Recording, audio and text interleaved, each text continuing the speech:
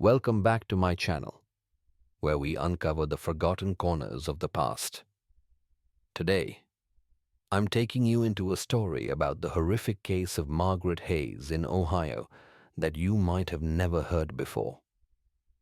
A mystery buried in the dust of time. A truth that will send shivers down your spine.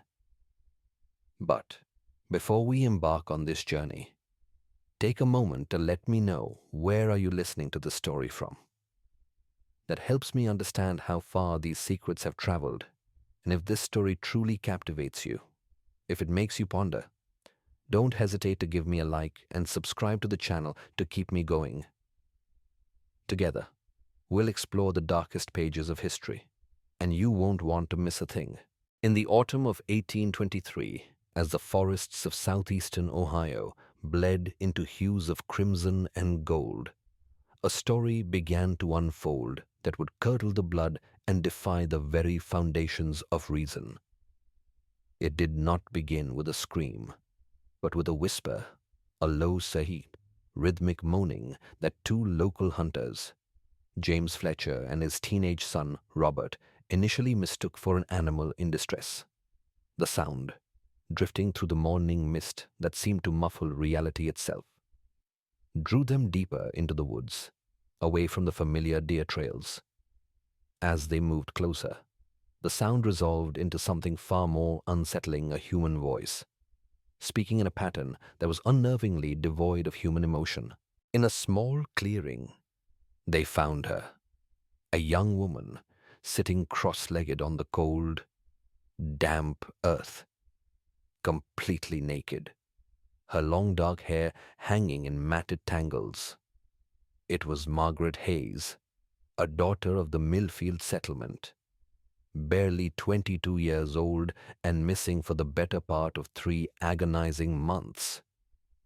But the Margaret they found was a hollowed-out shell of the vibrant woman they remembered. She was rocking back and forth, her arms wrapped around her knees, her eyes unfocused, staring at something far beyond the ancient oaks that encircled her. And she was speaking. "The sessions must continue," her voice intoned, flat and mechanical. "The chair with leather straps. The observations are incomplete." The phrases were punctuated by long, unnerving silences, only to begin again with slight, horrifying variations. "The measurements are not yet precise. The subject shows promising reactions to the copper instruments." James Fletcher, a veteran of the War of 1812 and a man not easily shaken, would later confess that the sight was the most profoundly disturbing thing he had ever witnessed. It was not merely her nudity or her apparent madness. It was the condition of her body. From a distance, they appeared to be scars, but as he drew nearer, he saw they were unlike any wound inflicted by man or beast. They formed a nightmarish cartography across her arms, legs, and torso, precise lines, angles, and arcs that looked almost like mathematical diagrams carved into living flesh. This was not the random violence of a wild animal or a frantic act of self-mutilation. This was the work of a cold, deliberate hand, possessing a terrifying knowledge of the human form. When Robert Fletcher attempted to approach, Margaret's head snapped up, her eyes wide but unseeing. Her voice rose in pitch, becoming more urgent. "The doctor requires compliance. The subject will remain still during the procedure." The discovery sent a shockwave of silent terror through the frontier medical community.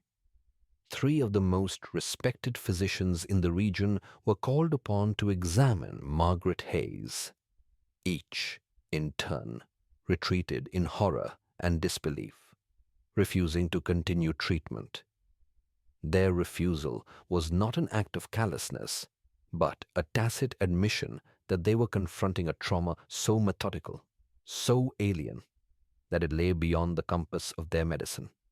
The official case files were swiftly sealed by the county magistrate, burying the incident under layers of legal silence. The truth was deemed too monstrous for public consumption, a contamination that threatened the fragile sense of order on the frontier. The horror was so complete that one of the consulting physicians, Dr. Edmund Cartwright of Lancaster, was reported to have returned to his office, built a fire, and fed all of his notes on Margaret's case into the flames. He watched them turn to ash, then packed his bags and fled the state of Ohio, taking with him the unspoken truth of what those geometric scars truly represented: a map of a descent into hell. To comprehend the methodical madness inflicted upon Margaret Hayes, one must first step back and understand the world that both created her and allowed for her destruction. The Ohio of 1823 was a land of brutal contradictions. It was a place of immense promise, a symbol of American expansion. Yet it remained a raw, untamed wilderness. The frontier was not a line on a map, but a state of being, a constant, precarious balance between the order of civilization and the ancient, indifferent chaos of nature. Settlements like Millfield, Margaret's home, were small, lonely islands of humanity adrift in a vast, dark ocean of trees. These were not idyllic villages, but gritty outposts of survival, populated by perhaps 40 families who had gambled their futures on the promise of cheap land. They were transplants from Pennsylvania and Virginia, hardy folk who had built their own log cabins and cleared their own fields, their lives dictated by the unforgiving rhythm of the seasons. The very geography of the region was an accomplice to secrecy. A dense, uninterrupted canopy of oak, maple, and hickory trees towered over the landscape, creating a perpetual twilight on the forest floor. Even at high noon, sounds were swallowed by the sheer immensity of the woods. A person's nearest neighbor could be a mile or more away, a journey through treacherous terrain. This profound isolation meant that self-reliance was the highest virtue, but it also meant that when disaster struck, you were utterly alone.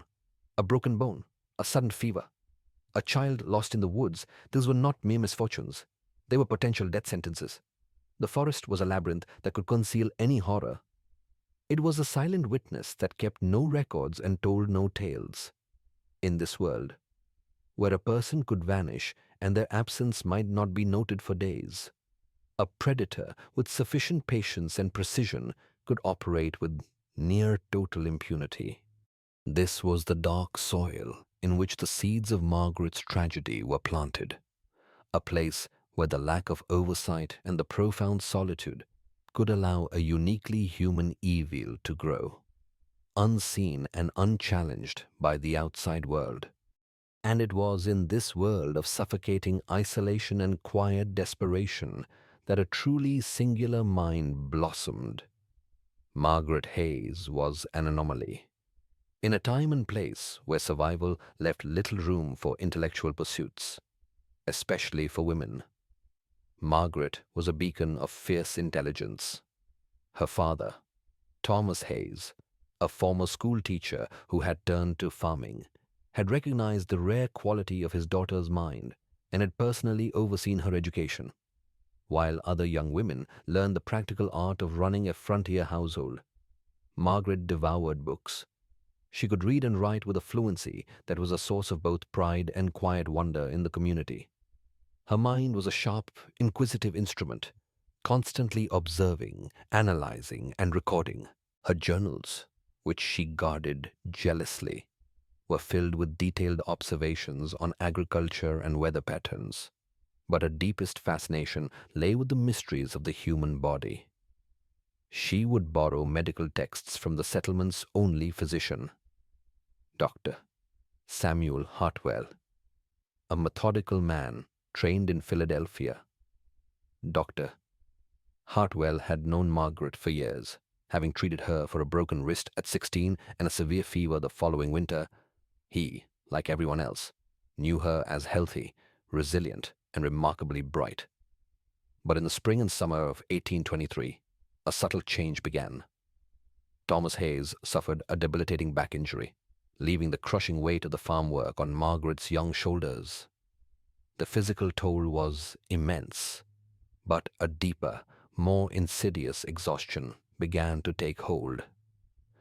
Neighbors, like the Irish woman Mary Brennan, noticed she had stopped her social visits. The vibrant light in her eyes seemed to dim.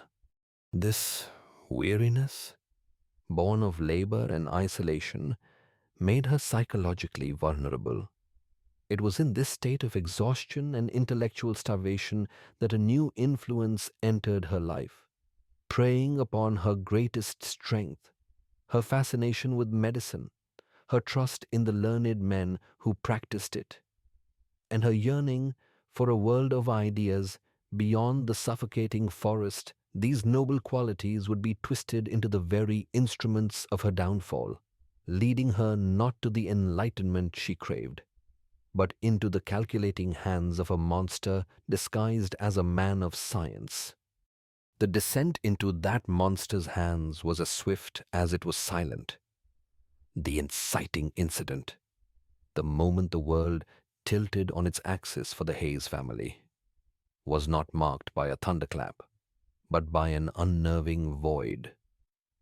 On the morning of July 15th, 1823, Thomas Hayes woke to a silence that felt heavier and colder than usual in their modest log cabin.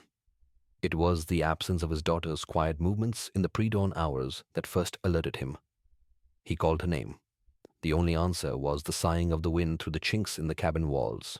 Her bed, neatly made but cold to the touch, was empty. Her few personal belongings were gone, and, most alarmingly, so were her precious journals, the repository of her sharp, inquisitive mind. There were no signs of a struggle, no evidence of a forced entry, no note left on the rough-hewn table to explain her departure.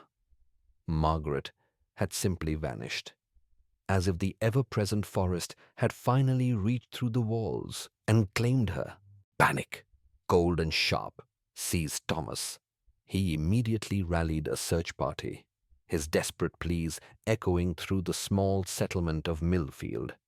Men left their fields, grabbing rifles and axes, their faces grim with a shared frontier anxiety. For days, they combed the surrounding woodlands, a task akin to searching for a single dropped needle in a vast, dark ocean.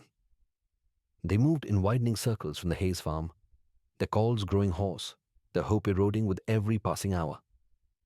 The forest, however, seemed to actively conspire against them. Its dense canopy created a disorienting twilight, its terrain a treacherous maze of ravines and streams, its silence broken only by the snap of a twig underfoot or the distant cry of a hawk. They found no trace of Margaret Hayes, no torn fabric, no footprint, no sign of a campfire. It was as if she had never been there at all. As weeks bled into months, a chilling fog of speculation settled over the community. The initial, terrifying assumption was that she had been taken by wild animals, a grim but understood danger of their existence. Others, their fears shaped by recent history, whispered of Native American raiding parties, though according to official accounts, no tribes had been seen in the area for over a year. A few, desperate for a less monstrous explanation, suggested she had simply run away, perhaps to elope with a young man from a neighboring settlement. But this theory was quickly and vehemently dismissed by those who knew her best. Margaret had shown no romantic inclinations. Her passions were for knowledge and for her family.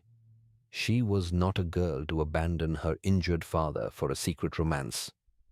The truth, they felt in their bones, was something far darker.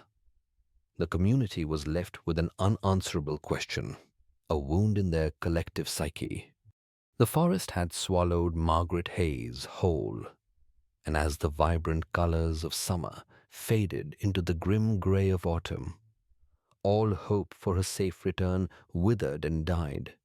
The hope that died in the community was gruesomely reborn on the morning of October 23rd. The hunters who found Margaret carried her back not as a rescued soul, but as a living enigma. a vessel of trauma that defied comprehension. When Dr. Samuel Hartwell was summoned, he entered his small clinic expecting to treat exposure and malnutrition.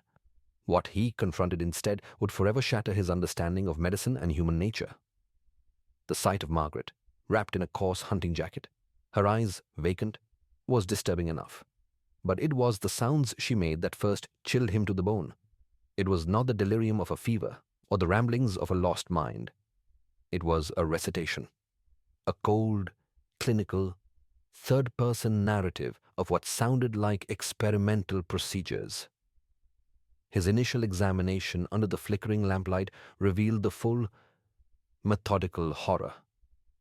The geometric scars that adorned her body were not the haphazard marks of an ordeal in the wilderness. They were precise, deliberate incisions, each cut to a uniform depth of approximately 1/8 of an inch. They formed intricate patterns that seemed to correspond to anatomical landmarks, radiating from specific points on her shoulders, arms, and legs. It was, he realized with a wave of nausea, a map of her own muscular and nervous systems, carved onto her skin with surgical skill. The pressure on Dr. Hartwell became immense, a crucible of professional duty and personal horror. He had been practicing medicine for over 2 decades, first in the sophisticated halls of Philadelphia and then on the rugged Ohio frontier. He had treated battlefield wounds, delivered babies by candlelight, and diagnosed diseases that had no names in his textbooks, but nothing in his vast experience had prepared him for this. He tried every treatment he knew: laudanum to calm her agitation, gentle questioning to coax out the story of a 3-month absence, even attempts at hypnosis using techniques he had once dismissed as parlor tricks. Nothing worked. Any inquiry into her missing time would trigger another recitation. The subject's response to electrical stimulus was recorded on day 47. She would state, her voice utterly devoid of emotion, while Hartwell's own hands trembled. The copper probes inserted at precise locations along the spinal column. The psychological torment escalated when Margaret began to perceive him as part of the experiment. She would suddenly adopt specific, rigid poses, lying on her side with her arms extended, or sitting upright with her head tilted at a particular angle, and wait. Her eyes, though vacant, held a chilling expectancy, as if she was waiting for him to begin the next procedure. When he failed to do so, her agitation would mount, and she would repeat phrases about protocol and the necessity of continuing the work. Dr. Hartwell was no longer just a physician trying to heal a patient. He felt as if he were an actor who had stumbled onto a stage in the middle of a horrifying play, being prompted by the victim to continue her torture. The key to unlocking this nightmare, Hartwell knew, lay somewhere in the fragments of her life she had left behind. His investigation began with her personal effects, which had been found scattered in the woods near where she was discovered. Wedged between 2 fallen logs, its leather cover water-damaged and stiff, was her journal. As Hartwell carefully turned the brittle, stained pages, a narrative of chilling transformation unfolded. The early entries were quintessentially Margaret detailed: intelligent observations about farm life, insightful comments on the books she was reading, and witty reflections on her correspondence. But as he progressed to the entries from late June, just before her disappearance, the very character of the writing changed. The normally neat, confident script became increasingly erratic.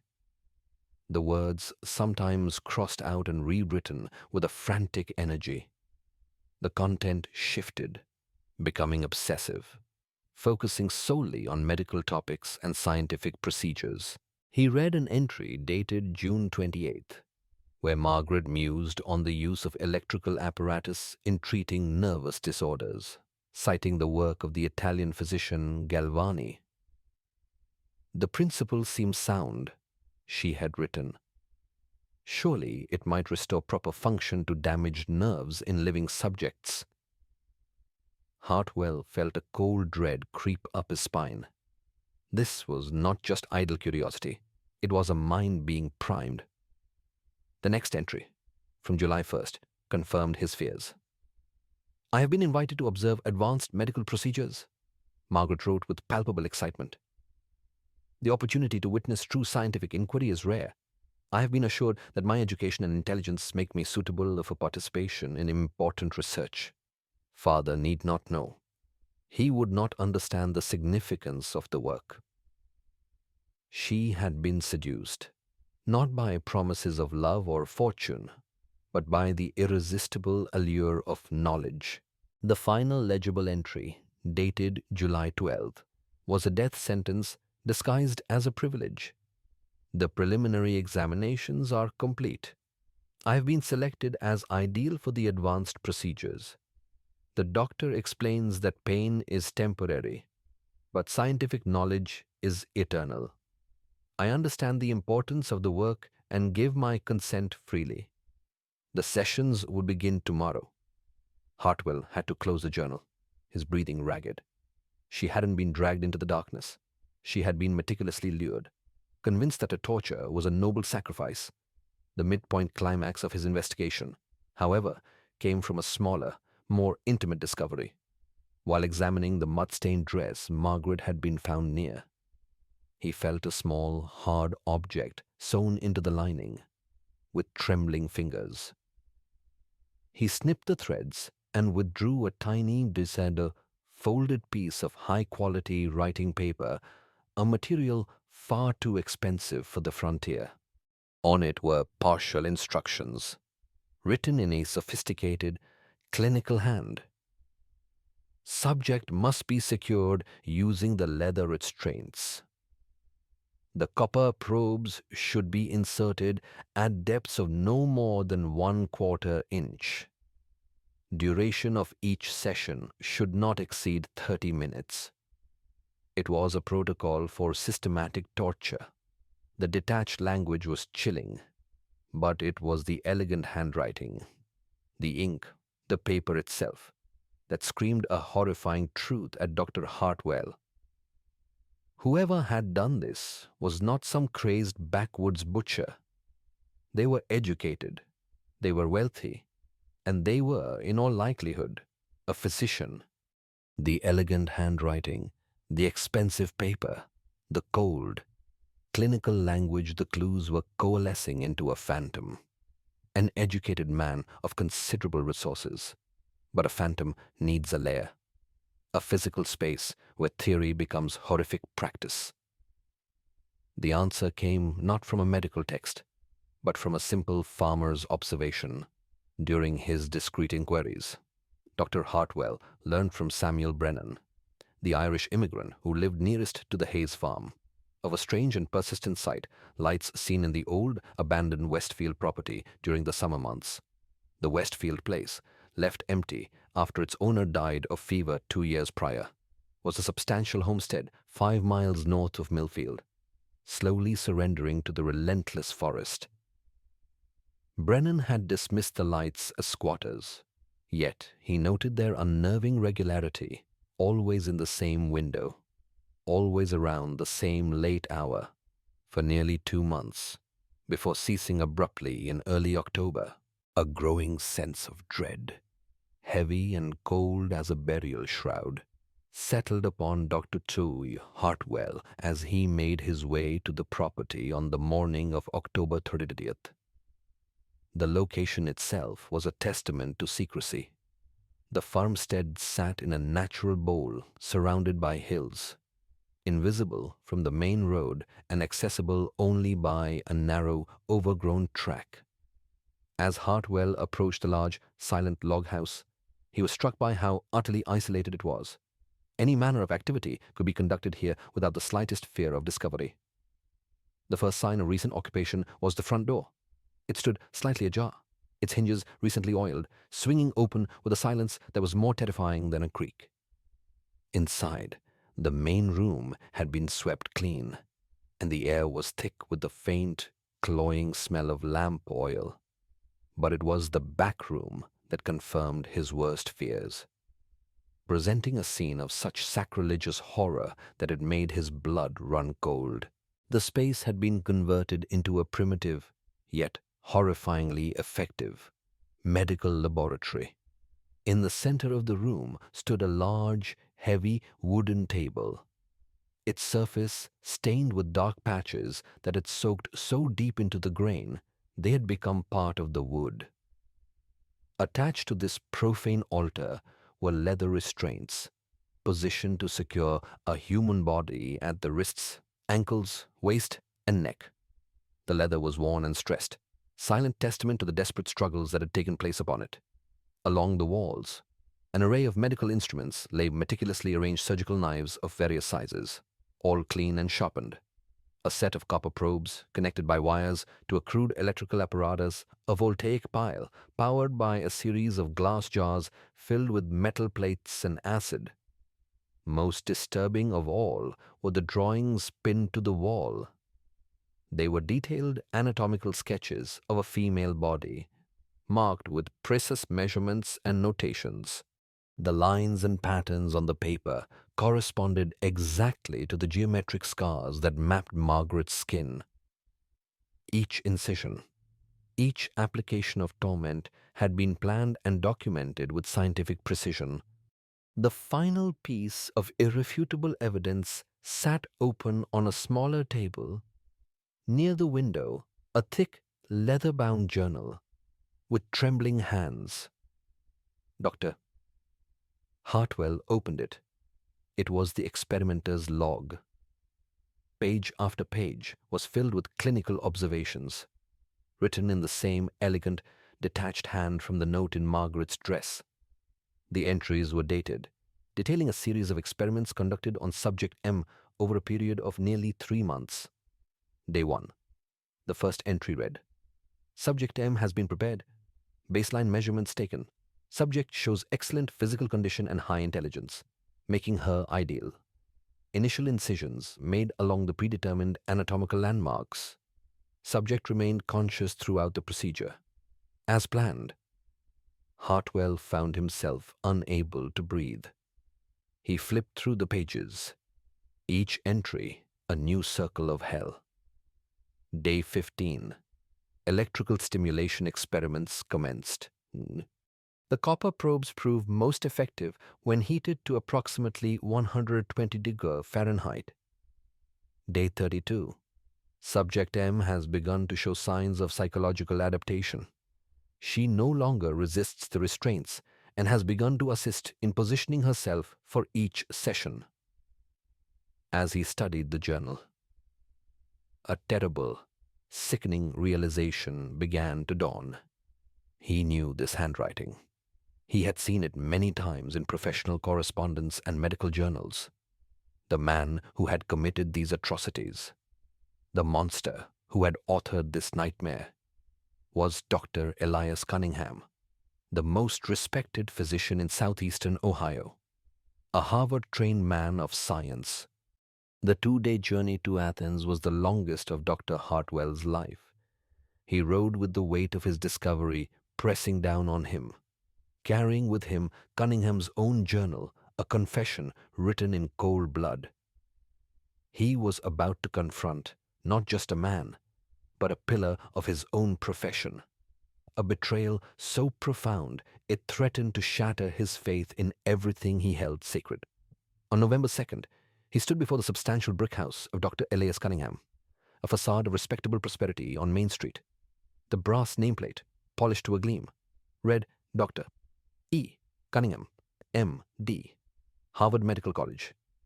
Hartwell had visited this house before for professional consultations, but today he felt as if he were entering the lair of a beast. Cunningham received him in his private study, a room Hartwell had once admired for its impressive collection of medical texts and anatomical charts. Now, the glass jars containing preserved organs and the detailed diagrams on the walls seemed not like tools of healing, but trophies of a prolific predator. Hartwell did not waste time with pleasantries. He placed Cunningham's journal on the polished mahogany desk. The older physician's reaction was the most terrifying part of all. There was no shock, no indignation, no flicker of surprise. Instead, "Doctor." Cunningham's pale blue eyes examined the journal with the same clinical detachment he might show when studying an interesting specimen. "I wondered when someone would discover the Westfield facility," Cunningham said calmly, his voice smooth and professorial. "I had hoped to complete my current series of experiments before relocating." The casual admission, the phrase "current series," struck Hartwell with the force of a physical blow. "Dear God, Cunningham," Hartwell stammered. "Are you saying there are others?" With an air of academic pride, Cunningham retrieved a leather portfolio from his desk, opening it to reveal a series of detailed sketches of other individuals, men and women, each marked with the same precise anatomical lines. Beneath each sketch was a name and an age. Subject A, James Patterson, age 24. Subject C, Sarah Mills, age 19. Margaret was subject G the 7th in this series. The previous subjects provided valuable data, but they lacked her intelligence and resilience. Most expired during the more advanced procedures. The clinical, almost bored manner in which Cunningham discussed the deaths of 6 human beings was almost more horrifying than the acts themselves. In his mind, he had committed no crime. He was a pioneer, a visionary, unburdened by the petty ethical constraints that hampered true scientific progress. "You cannot possibly understand the significance of what I have accomplished," Cunningham said, his tone one of condescension. "Their sacrifice will benefit thousands." Hartwell, shaking with a righteous fury, demanded to know where the bodies were buried. "Disposed of," Cunningham replied with a wave of his hand. "In remote locations where they will never be discovered. The forest is vast. Their remains serve no further purpose." Standing abruptly, Hartwell declared his intention to take the evidence to the State Attorney General. "Your research ends now. Cunningham, you will face justice." It was then that the mask of the detached scholar finally dropped, replaced by the cold, hard menace of a cornered predator. "You will do nothing," Cunningham hissed, rising from his chair and moving to a cabinet where he kept his medical instruments. From it, he withdrew a long, slender surgical knife, holding it with the practiced grip of a man who knew precisely how to use it. "I have influential friends, Hartwell, judges, prosecutors. Who do you think they will believe? A respected Harvard physician, or a country doctor making wild accusations based on the ravings of a mentally disturbed woman?" He advanced, the knife held steady. "Margaret Hayes was found insane. Any scars are self-inflicted. There is no credible evidence." But Hartwell had anticipated this. Before leaving Millfield, he had prepared copies of the evidence and written detailed letters to be delivered to the governor and several newspaper editors if he failed to return. "I've prepared for this conversation, Cunningham," Hartwell said, backing away. "If anything happens to me, your crimes will be exposed." For the first time, a flicker of uncertainty appeared in Cunningham's cold eyes. It was a bluff, but a convincing one. Deciding he had no choice, Cunningham lunged. The struggle was brief, brutal, and clumsy. The confined space of the study became a chaotic whirlwind of overturned chairs and scattered medical instruments. Hartwell, his reflexes honed by a brief stint as a military surgeon, managed to avoid the initial thrust. Cunningham, older but driven by a desperate, cornered animal ferocity, pressed his attack. The fight ended as suddenly as it began. Cunningham lost his footing on a scattered pile of books, stumbling backward onto his own mahogany desk. The surgical knife, still clutched in his hand, turned inward, piercing his own chest with surgical precision. Doctor Hartwell could only watch in stunned silence as the life drained from the man who had tortured and killed at least 7 innocent people. In his final, gasping moments, Dr. Elias Cunningham did not cry out in pain or beg for forgiveness. With his last breath, he uttered a complaint about the interruption of important research. He died as he had lived a monster to the very end. His fall from grace, absolute, and his own dark science becoming the instrument of his demise. In the profound silence that followed, a silence broken only by the ticking of a grandfather clock in the hall and the frantic beating of his own heart, Dr. Hartwell stood over the body of his colleague. Justice had been served, but it was a primal, chaotic justice, born of desperation and violence, not the reasoned verdict of a court of law. Before him lay the architect of unspeakable horrors, dead by his own instrument, and in that moment, Dr. Hartwell faced a moral crossroads more terrifying than the physical struggle that had just ended. He could report the truth. He could lay bare the full, sickening extent of Cunningham's crimes, exposing the Westfield laboratory, the detailed journals, the names of the other victims. It was the path of legal righteousness, the path a man of his standing was sworn to uphold. But as he looked around the study, at the respectable facade of this monstrous life, another reality, colder and more complex, took hold of his thoughts. To reveal the truth would be to drag Margaret Hayes through a second, public ordeal. Her trauma would become a spectacle, her suffering fodder for horrified gossip and lurid newspaper articles. She would be transformed from a victim into a curiosity, the scarred girl of Ohio, her sanity and story questioned and picked apart by a world that could never comprehend what she had endured. Furthermore, exposing a physician of Cunningham's stature as a sadistic murderer would shatter the fragile trust in the medical profession throughout the entire region.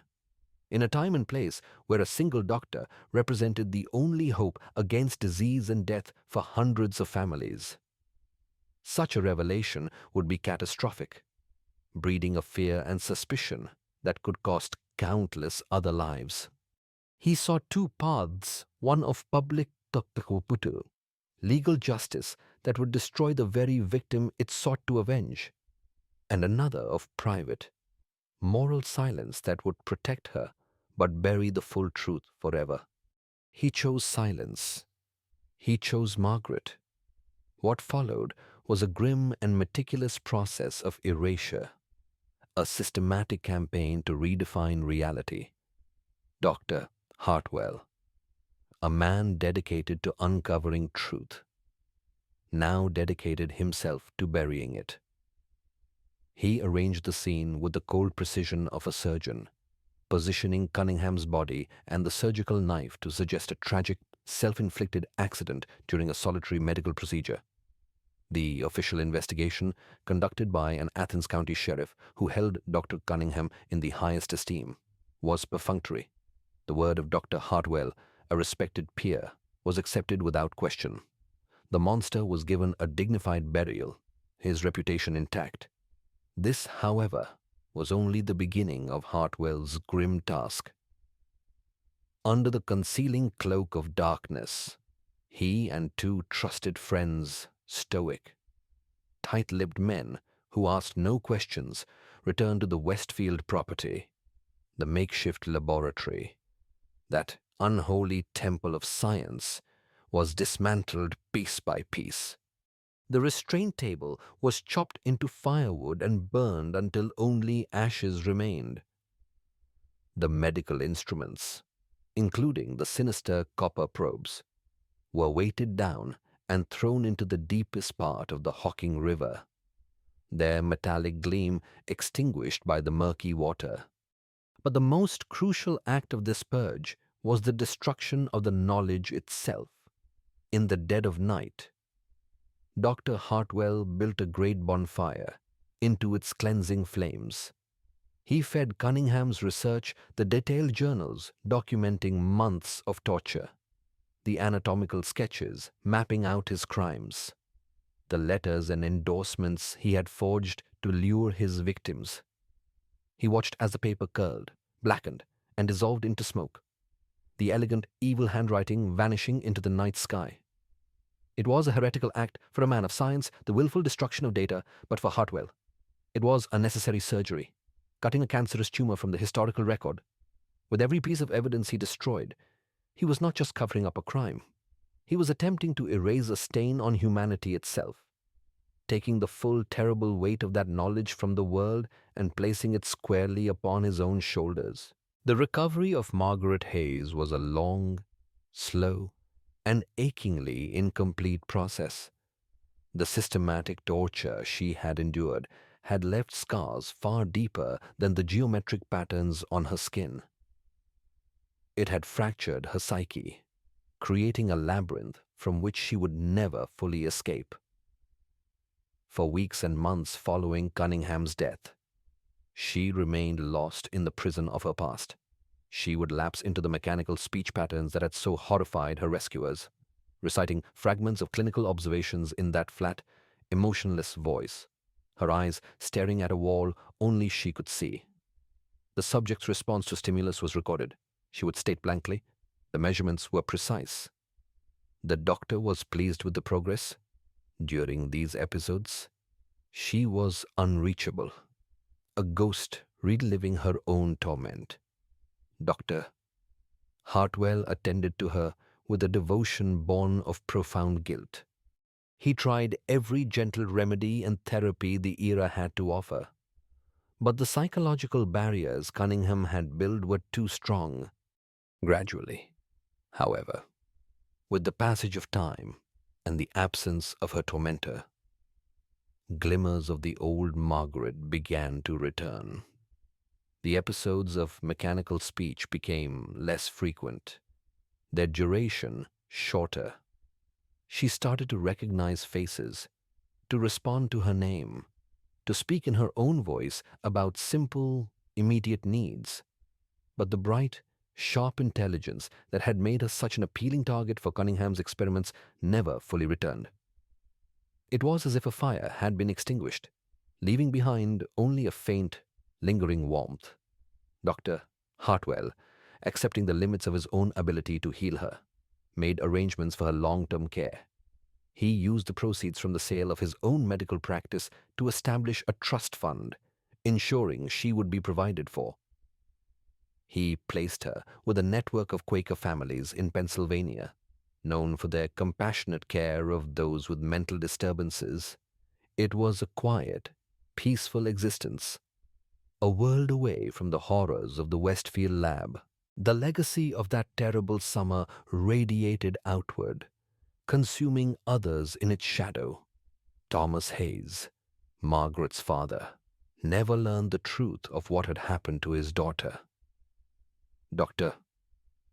Hartwell spared him the details, telling him only that Margaret had suffered a severe mental breakdown and required permanent, specialized care.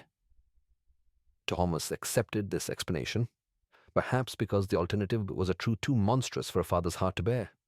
He died in 1825, 2 years after Margaret's return, having never recovered from the trauma of her ordeal and his own feelings of helpless guilt. His farm was abandoned and eventually reverted to the wilderness. Dr. Hartwell himself lived out his days as a quiet, reclusive figure, a man haunted by the secrets he kept.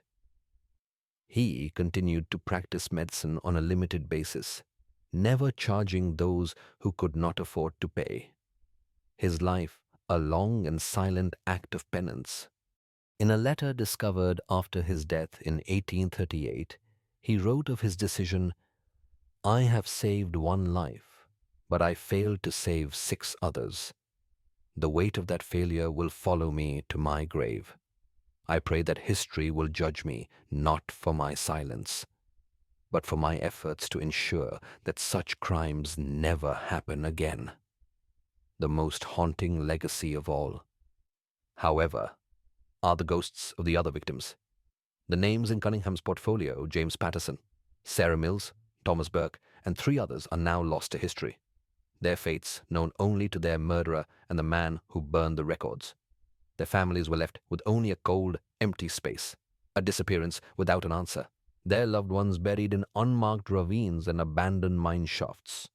Their stories forever untold. The case of Margaret Hayes, a horror so profound it had to be systematically erased, remained buried for nearly 2 centuries. The official court records were sealed, and the few who knew the truth took their knowledge to their graves.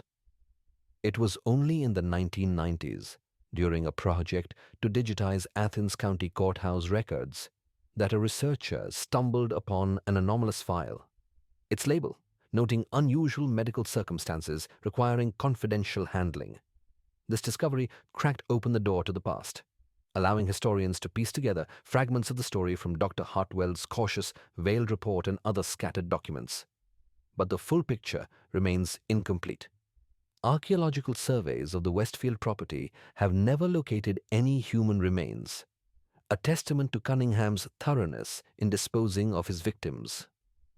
Margaret Hayes herself lived until 1847, dying peacefully at the age of 46 in the care of the Quaker household.